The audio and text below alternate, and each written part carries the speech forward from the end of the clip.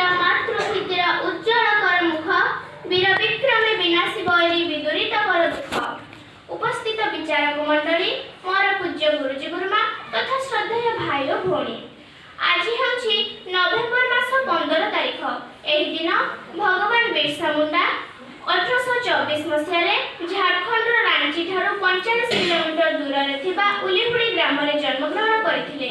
ତାଙ୍କର ପିତା ହେଉଛନ୍ତି ସୁଗରା ମୁଣ୍ଡା ଏବଂ ମାତା ହେଉଛନ୍ତି କରମୀ ମୁଣ୍ଡା। ଯେତେବେଳେ ସେ ପ୍ରାଇମେରୀ ସ୍କୁଲରେ ପଢୁଥିଲେ ସେତେବେଳେ ସରଳ ଓ ବିଶ୍ୱାସୀ ଆଦିବାସୀମାନଙ୍କ ଉପରେ ଗୋରା ଶାସକଙ୍କ ଅତ୍ୟାଚାର ତାଙ୍କୁ ବିଶେଷ ଭାବରେ ମର୍ମାହତ କରିଥିଲା। ତେଣୁ ସେ ବିଦ୍ୟାଳୟର ଶିକ୍ଷାକୁ ମଧ୍ୟ ପ୍ରତ୍ୟାଖ୍ୟାନ କରିଥିଲେ। ସମଗ୍ର ଭାରତବର୍ଷକୁ ସ୍ୱାଧୀନତା ଦେବା ପାଇଁ ଗୋରା ଶାସକମାନଙ୍କୁ ଦେଶରୁ ବିତାଡ଼ିତ କରି ସମସ୍ତଙ୍କୁ ମୁକ୍ତି ଦେବା ପାଇଁ ସେ ପ୍ରତିଜ୍ଞାବଦ୍ଧ ହୋଇଥିଲେ। ତେଣୁ ସେ ବିଭିନ୍ନ ଗ୍ରାମର ଆଦିବାସୀମାନଙ୍କୁ ଏକତ୍ରିତ କରି ଇଂରେଜମାନଙ୍କ ବିରୋଧରେ ବିପ୍ଳବ କରିବା ପାଇଁ ତତାଇଥିଲେ। ବିଭିନ୍ନ ଜମିକର ଓ ଖଜଣା ଦେବାକୁ ଲୋକମାନଙ୍କୁ ବାରଣ କରିଥିଲେ। ବନ୍ଧୁକ ମୁନକୁ ଡରି ଧର୍ମକୁ ତ୍ୟାଗ କରିବାକୁ ସେ ସମସ୍ତଙ୍କୁ ବାରଣ କରିଥିଲେ।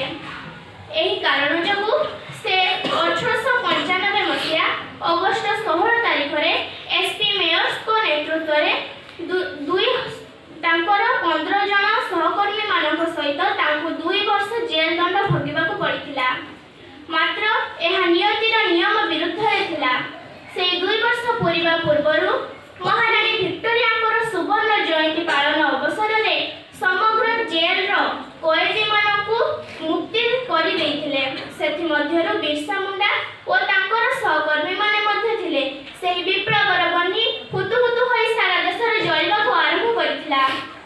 1899 ମସିହା ଡିସେମ୍ବର 9 ତାରିଖରେ ବିର୍ସା ଓ ତାଙ୍କ ସହକର୍ମୀମାନେ ନିଆଁ ଖୁଣ୍ଟା, ବର୍ଚ୍ଛା ଏବଂ ଧନୁତୀର ଧରି ବାହାରି ପଡ଼ିଥିଲେ ଇଂରେଜମାନଙ୍କ ସହିତ ବିପ୍ଳବ କରିବାକୁ। ଝାଡ଼ଖଣ୍ଡର ରାଞ୍ଚିର ଗୋଟିଏ ବିଚାରାଳୟକୁ ଆକ୍ରମଣ କରିବା ସମୟରେ 12 ଜଣ ଆଦିବାସୀ ଲୋକମାନେ ଶହୀଦ ହୋଇଥିଲେ। ଶେଷରେ ଇଂରେଜ ସରକାର ଘୋଷଣା କଲେ ଯେ ଯେଉଁ ଲୋକ ବିର୍ସାକୁ ଧରେଇଦେବ ତାହାକୁ 500 ଟଙ୍କାର ପୁରସ୍କାର ମିଳିବ। ଏହିପରି ଭାବରେ ବିର୍ସା ମୁଣ୍ଡା ଏବଂ ଇଂରେଜମାନଙ୍କ ମଧ୍ୟରେ ହୋଇଥିବା ଏହି ଯୁଦ୍ଧ 2 ଜଣଙ୍କ ମଧ୍ୟରେ ବହୁତ କ୍ଷୟକ୍ଷତି ସାଧନ କରିଥିଲା। ଶେଷରେ ବିଶ୍ୱାସଘାତକ ଶଶିଭୂଷଣ ରାୟ ଏବଂ ମାଝେଟା ମାରିଆଙ୍କର ନେତୃତ୍ୱରେ 25 ବର୍ଷର ବିର୍ସା ମୁଣ୍ଡା ଧରା ପଡ଼ିଯାଇଥିଲେ ଇଂରେଜମାନଙ୍କ ହାତରେ। 1900 ମସିହା ମାର୍ଚ୍ଚ ମାସ 3 ତାରିଖରେ ତାଙ୍କୁ ଗିରଫ କରାଯାଇ ରାଞ୍ଚିର ଜେଲକୁ ପ୍ରେରଣ କରାଯାଇଥିଲା। ତାଙ୍କ ଗୋଡ଼ରେ ଗୋଡ଼ି ପିନ୍ଧାଯାଇ ବହୁତ ନିର୍ଯାତନା ଦିଆଯାଇଥିଲା।